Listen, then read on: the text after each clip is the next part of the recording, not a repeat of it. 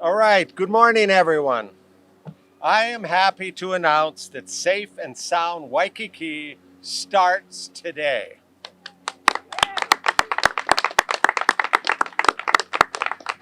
Safe and Sound Waikiki is all about working together with all of the good folks here in Waikiki, first to make Waikiki safe by reducing crime and making Waikiki sound by making it as healthy and strong as possible.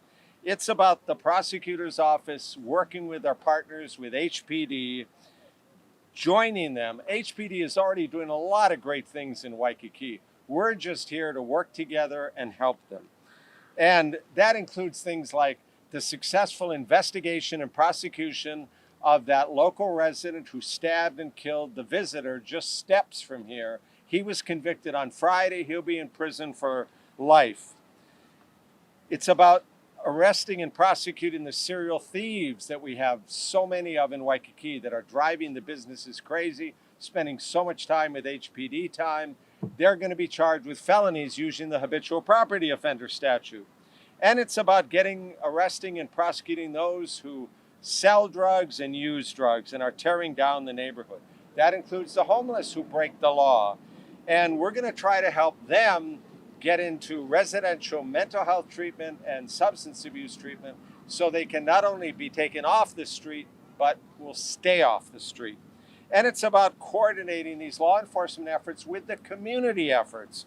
And there are so many groups and individuals in Waikiki who have been working hard for years to make Waikiki as safe as possible. That includes the Waikiki Business Improvement District. It includes the Visitor Public Safety Committee. It includes the Waikiki Neighborhood Board, HH Visa, residents, the Waikiki Health Center, Health and Harm Reduction, just to name a few. And Safe and Sound Hawaii will continue to try to encourage the partnerships the city and the public and the private companies have already been doing for years. Paul Kosasa of ABC Stores has already stepped up with the Kosasa Foundation to donate $90,000 to pay for a coordinator full-time to work on bridging all these gaps. And a steering committee chaired by Jennifer Nakamura is helping to lead that effort. While working together, we can address these challenges. We can in any and all criminal activities. Waikiki is a special place with special people who have made this a great community. So Safe and Sound Waikiki will work to build on the success. Now, none of this would be possible without the great leadership and unprecedented support of Mayor Blangiardi and his administration and city services. Mayor Blangiardi, could I ask you to address the audience? Thank you, Steve. Thank you. Oh, thank you. Good morning. Good morning, everybody, and thank you all for being here. Very simply, this is a show of force and a show of unity. And not only my support for Prosecutor Rahm and all of his department, but certainly with Chief Logan and our entire police department, because we need these entities helping us deal with. If you go to the Waikiki Neighborhood Board, they will tell you the top two issues and concerns. It's true of talking to all the hotel operators as well, has to do with crime and homelessness. And we fully intend on dealing with both as aggressively as we can. This is not just the name of a program today. This is the beginning of a new era in taking back Waikiki. And I will tell you that our core program is seriously beginning to get some great traction. And we have a lot of hope for that. We are now in Waikiki. We are working on places to take people because that's really the key element. And we're in negotiations on a number of different properties so we can provide services and get these people off the street. But make no mistake about this. We are joined in this together, along with the Waikiki Business Improvement Association, with Jennifer here, Tommy Waters is here, as a councilman, we'll bring him up. Mufi Hanum is here. This is about as serious as we've ever been on what we intend to do. So on that regard, let me just go off, if you will, and say, I'm looking at this mound of dirt over here, and I'm telling you that won't be a mound of dirt much longer. I'm looking at a broken fountain over here. That should not be. I think that's been there like that for a long time. I'm looking at a phone booth behind me that shouldn't be here. I'm looking at pavilion gates that shouldn't look like that. I'm going to go on record right now of telling you all of this will be fixed, all of it will be improved as soon as we can possibly do that, but I can promise you it's a priority. So if I say anything here today at all as the mayor, this is a major priority for us. Waikiki is not a forgotten place. It's extremely important to the future of Oahu, our residents, and for all those people to come to this place expecting to have that magical vacation. We owe them that. We will deliver on that. Thank you for being here today. Okay.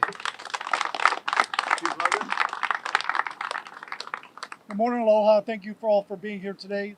I just want to say on behalf of the Honolulu Police Department, it's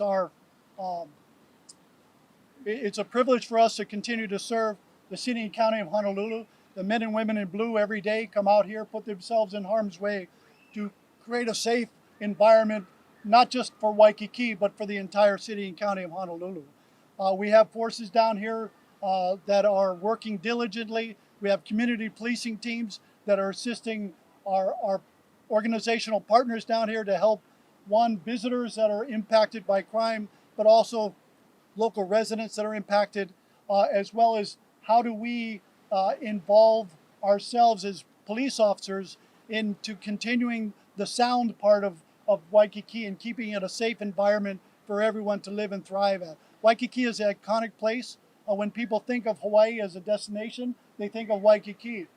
So it's our job as the Honolulu Police Department to keep it a safe and secure place for all. And so I greatly appreciate that, and thank you for all the assistance that we have. I'd like Tommy Waters to come up, Chair of City Council. Thank you. I'm so stoked, you guys. This is such a good thing. We've been wanting this for a long time. Before I was even elected, I remember going to a safety meeting with Mufi Halliman and talking about this. So thank you, Mufi. Thank you, Mr. Kosasa, for your generous donation. Thank you, Steve Alm and HBD and Major Platt and everyone involved. Chair Finley, Board Member Hensky, Senator Moriwaki, and Representative Tam. It really took a village. And by the way, this is just the beginning, you guys. I'm so stoked. We need this here. We saw what happened in downtown, and in some ways, the people from downtown may have migrated here. Well, no more, right? We don't want this kind of crime happening in our community. And we're dedicated and put money towards services to help these people, because a lot of them are suffering from mental illness. Just right down the street, you heard this lady screaming her head off, and she needs help. And we're here to do that. So thank you guys. Thank you, Mayor, for putting this together. Aloha. Aloha, everyone, and thank you so much to the city, to Chief, to Prosecutor, especially to the Council, and also to HPD. And we really appreciate all that you're doing for us. We have been long awaiting, as Council Chair says, for when you started Weed and Seed, Mr. We wanted it for Waikiki, so we're so pleased. And together, as you've heard everyone else say, we can work together side by side with all the residents, all the community agencies. One thing that I do want to say is that Prosecutor talked about working with the community agencies. HPD, their community policing team, is wonderful, and they've been a really good deterrent, and they've been working with the community agencies. So we see that as really important, not just jail them, but those people who really need help, take them to a better place, get them the treatment they want. And so we're so pleased that this is a community effort. And thank you, Mayor, for making that all happen as well. So all of us are really waiting for it to happen, and it's happening today. So we're rolling up our sleeves, and we're going to work together side by side with everybody. So mahalo nui loa.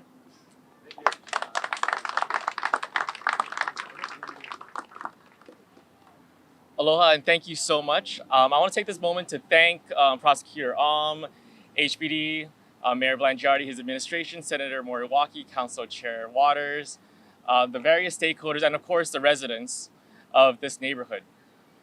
For a very long time, the residents of this neighborhood have written to our office regarding their concerns, all the way from broken fountains to crime.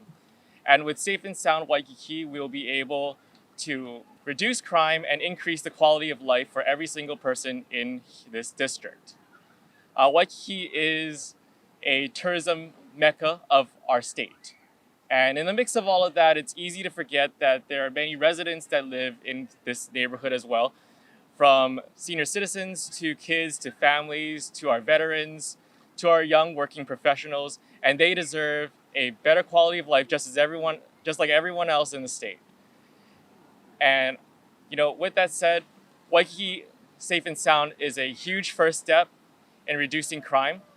However, I want to reemphasize that if we want a long-term solution, we have to make heavy investments in education, housing, and costs of living, and mental health. But this is a big first step, and I want to thank everyone for their work in putting this together. Thank you.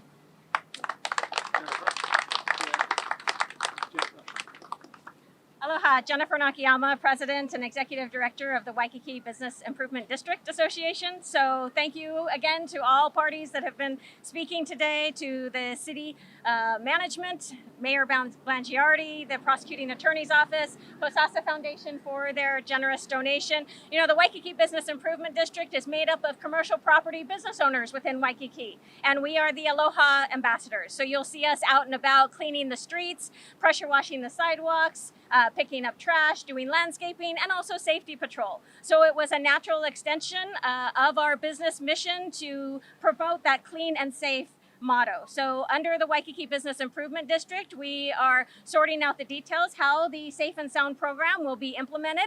But the Kosasa Foundation is a great start donation-wise, and then also the city will be contributing to our nonprofit 501c3 as well. So the two prongs of it that are particularly important that prosecutor I'm sure will be alluding to later is really the component of the criminal activity, but coupled with community outreach. And the community outreach is the piece that we really see the Waikiki Business Improvement District or the Waikiki BID can have partnership in, because our members are all of the hotels and the restaurants and the retail, and we can bring together those job shadowing, those second chance career programs, the at-risk youth outreach to kids to try to divert them from what otherwise may lead them to a life of crime and avoid that to begin with. So thank you again to all that were here, and thank you for allowing the Waikiki BID to be involved in it.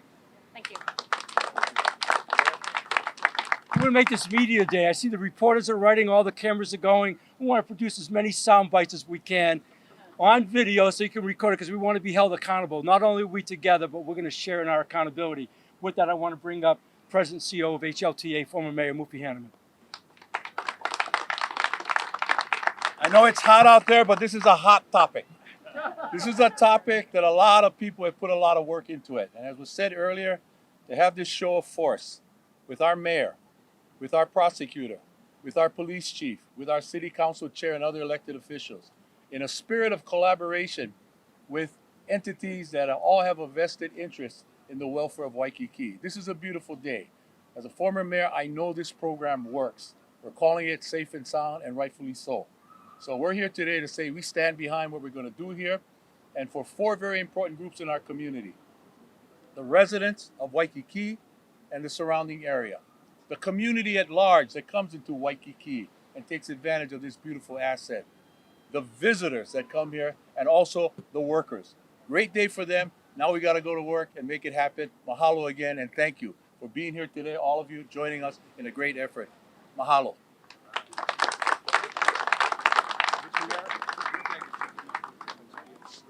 Sure. Okay, before we bring up Steve Arm to close, I want to bring up Rick Eggert, who's the President and CEO of the Waikiki Improvement Association. Thank you, Mayor. Thank you, Prosecutor, Chief. Thank you.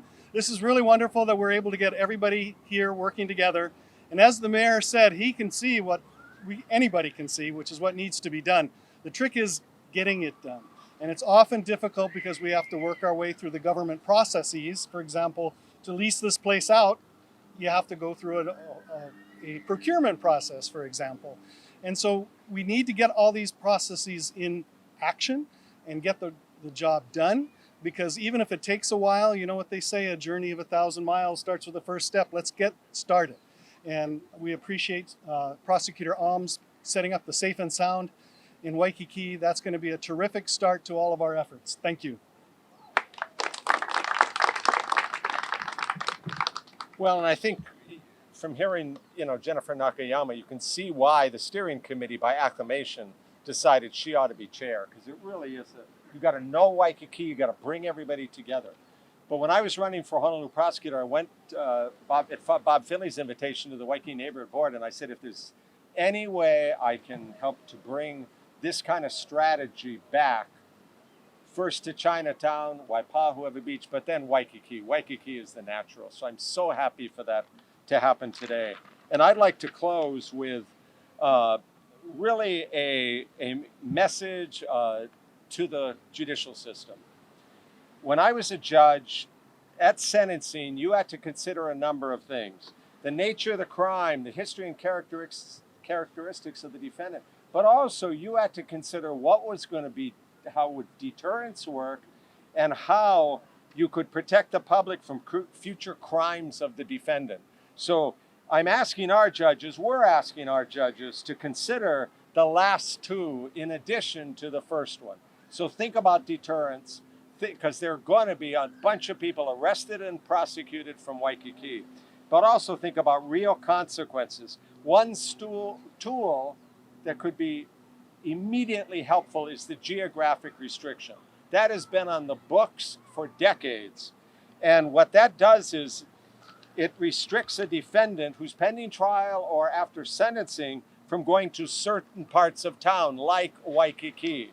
And no offense, but we all know there are a number of people, young males in particular, who come to Waikiki to drink, party, fight, rip off tourists, and generally cause trouble. By ordering them to stay out of Waikiki for 6 months or a year, that will definitely help reduce crime. You wouldn't have an alcoholic working as a bartender, right? Come on.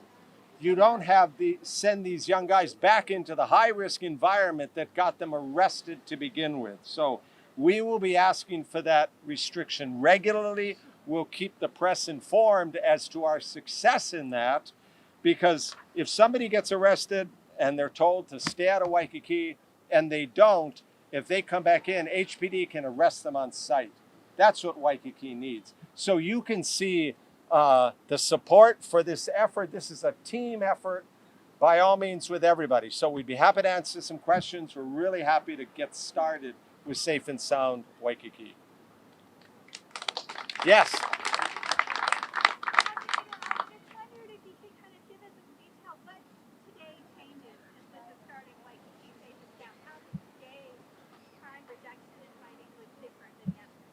Well, HPD makes arrests constantly with what's going on.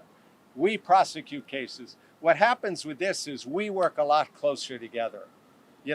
Face to face, we come down here, we identify targets, and it just brings everything working close together and strategies that we can do. And then the other side of it, the sound part, you've heard there are all these good agencies that are already doing a lot, like the Waikiki Business Improvement District with their teams who go around cleaning things up, cleaning the areas up, as well as their public safety group. But it's one of these symbiotic things when you can bring the safety part of it, the law enforcement part of it, working closely with the community building kind of part of it. And you can see the folks behind us are many are represented on the steering committee to bring issues up and then solve problems when they happen. So it's more a question of bringing people together, working together to solve problems that the community identifies for us. Based on what you've seen in Chinatown, what would you likely think the results of this would be in terms of conditions around the population? Well, there have been a lot of arrests in Chinatown. People are prosecuted. We have asked for a geographic restriction repeatedly and have not been successful. That's why I'm bringing that up today. But I can also, being homeless is not against the law. At the same time, if the homeless folks are breaking the law, HPD is going to arrest them. And in the last year, 120 homeless folks from Chinatown have been arrested. And we've started a new program called Sudafast to get them assessed as possible and into treatment. That's why I'm so happy to see the City Council here and the legislature here, because the next governor and the legislature hopefully will come up with hundreds of beds, residential beds for people with mental health issues and drug and alcohol issues. Because I'm convinced of the chronically homeless, virtually 100% have one or both issues. So that will get a lot of attention here. Yeah, Rick. Program's a lot like Lead and See, but Yeah. on a bigger scale. Do you see any challenges in enforcing this in Waikiki versus Chinatown? It like you say, it'll be a challenge, but I'm convinced when we work together, we can get almost anything done. We've never had a mayor working with this right now early on.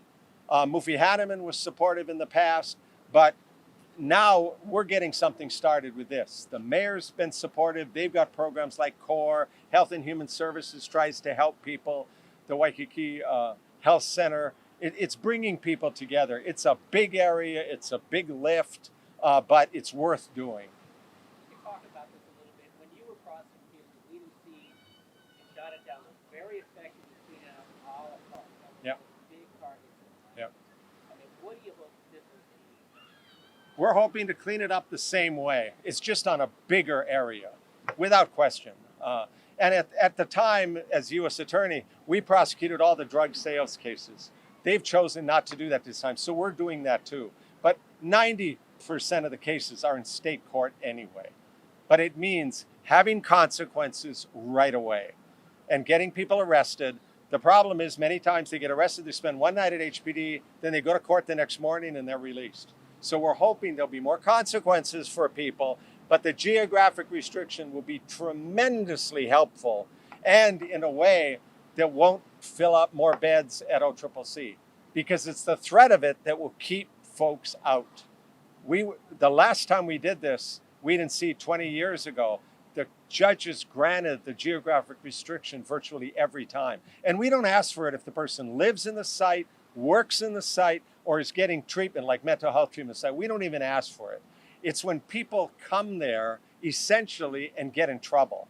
They don't have a right to be there after that. So let's give Waikiki a break from the people that are breaking the law and keep coming back. And we've got residents who are very helpful in working with HPD to identify who those folks are. And that's why we're doing the habitual property offenders.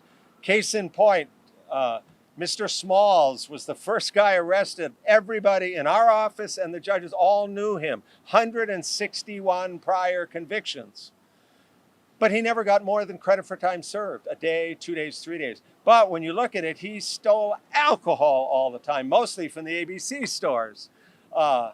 Well, you've got to get him alcohol treatment and monitor him closely in hopes that he'll stop drinking. If he stops drinking, the hope is he'll stop stealing. You know, so we're looking at each case. There's another woman named Yolanda, last name Pusi. She goes into Ulta, she goes into Target, grabs her arms full of stuff and walks out. Well, we're going to try to send her to prison, hopefully for 10 years. But we're going to look at each case individually for that. Yeah. To follow up on what you said, when you hold folks overnight, take them to court the next day, is that having any positive impacts? Is crime being reduced? Are you charging more people? What are you seeing? We don't think it's going to deter that person from doing anything. HPD arrests them, it gets them off the street that day or that night. But they typically spend the night in jail and then go to court and get released. So we think that's a real missed opportunity. Chair Waters has come up with a plan to get $1 million to help misdemeanor defendants get mental health treatment. Well, they're not getting put on probation now. They're getting credit for time served and walk out. So even his idea to help them can't help until the judiciary puts more people on probation. And then a number of them, if they get mental health services for a year, that could be tremendously helpful. So we're hoping the judges, A, will make more consequences, but B, give us the geographic restriction. And if they're arrested for a felony, we'll have 4 years to work on them on probation. Yes? In the past, the American Civil Liberties Union has protested loudly when Waikiki has tried to impose geographic restrictions. Do you have any sense of, have you heard from them already on this? Do you expect they'll oppose it again? No, I really don't, because what we're talking about are folks that are arrested for a crime, and even more than that, when they're convicted of the crime. The ACLU really doesn't have any problems with us. When people have been convicted of crime, they're going to get sentenced. It's a condition of probation. And so I think in the past, people are talking about imposing a geographic restriction based on certain other prior convictions. That's not what we're talking about here. We're talking about someone who just got in trouble in Waikiki, and we want to help them. And like I said, this helps them.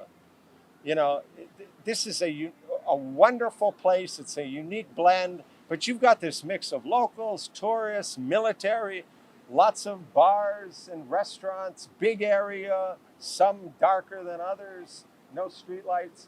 So it's a place where, for certain people with a certain bent, it's easier for crime to happen. So a geographic restriction would help keep them out of the sight, and then they wouldn't get arrested for another crime. If a lot of the crime that happens here is not going to happen 10 blocks up Kapahulu or in Manoa, it's this mixture of what we have here in Waikiki that makes it possible. Like I said, when I was a judge, I wouldn't let a defendant who's an alcoholic work as a bartender. It's just not a good idea. So let's keep guys who are causing trouble in Waikiki out of Waikiki. And if they come here, that would allow HPD to arrest them on the spot. Yeah. Resources. Obviously, there's a grant, but what about federal, state, and city money? What's committed? We'll look around for whatever. I know the city has looked at funding this. The legislature, I think, will look favorably on this, because until it starts, you don't have a program to aim something toward. So the city has been great talking about how about getting us money for the next 3 years. Which is what we really need. This isn't going to happen overnight. This is like Chinatown. HPD isn't going to go away. We're not going to go away. We're going to keep at it day after day. Well, the same thing is going to happen here. So the city's talking about resources, and we hope the state will as well. Yeah. So you talked about the need for hundreds of beds coming Yes. down the pipeline. What is our current shortage, and what is the current plan in the interim before we get those additional beds? Well, right now, How will it affect as this program? as I said, we're trying to get people assessed and into programs. And right now, we talked to the head of public safety the other day, and he said there are some openings in some of the programs right now. So we'll try to fill them up, because if somebody's arrested for a drug possession charge, if a judge which is a felony, they go to OCCC. If a judge lets them out right away, they're going to go right back to the street. It's magical thinking to think that they're going to go down to the jail, to intake service center, and show up for appointments, and then later show up in court. It's just not going to happen.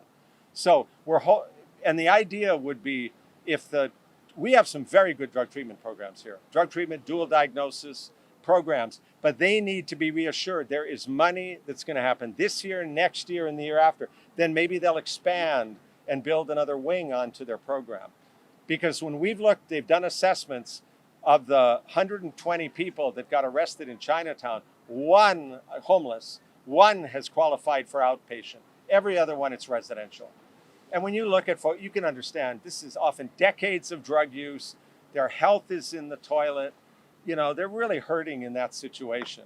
And I don't think it helps them, to let them be in the doorway of a business and they have to come out and wash shit off. There's a good program called ACT, Assisted Community Treatment, that Connie Mitchell is doing a lot of the work for. We're hoping in the next legislative session to get money to fund that, because then if people are a danger to themselves or others, they can be either ordered by the court or voluntary in many cases to take medication or to go into treatment.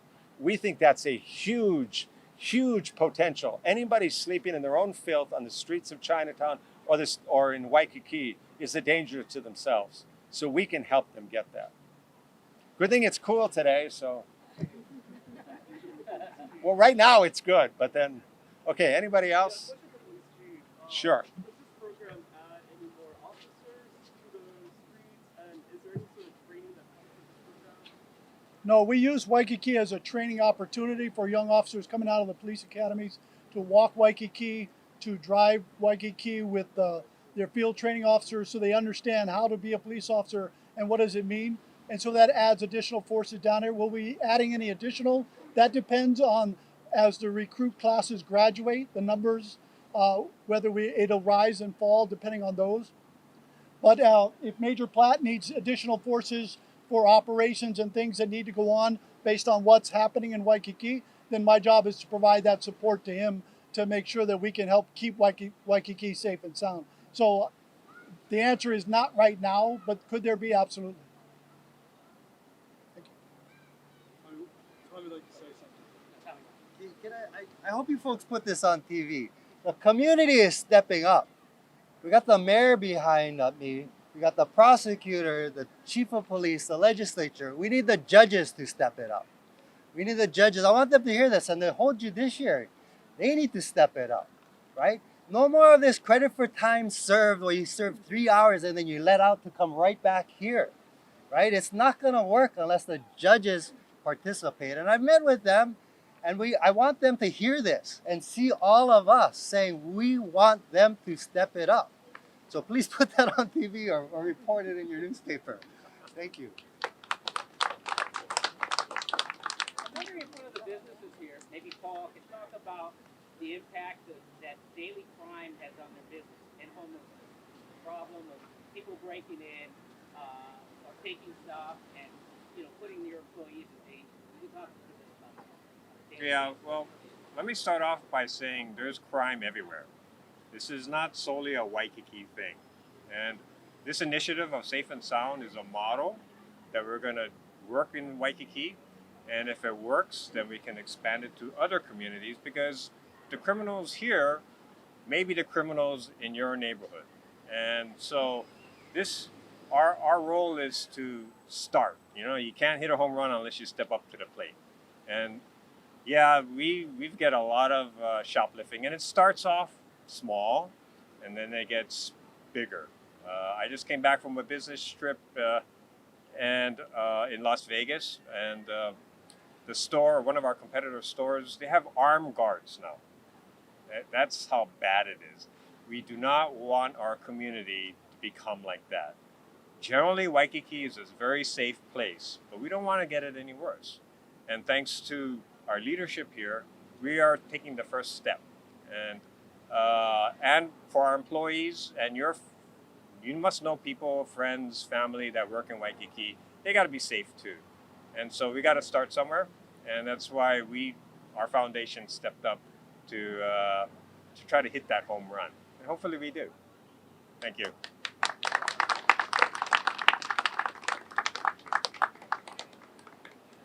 Anything else? Thank you all very much. Thank you, everybody, for being here. Thank you very much.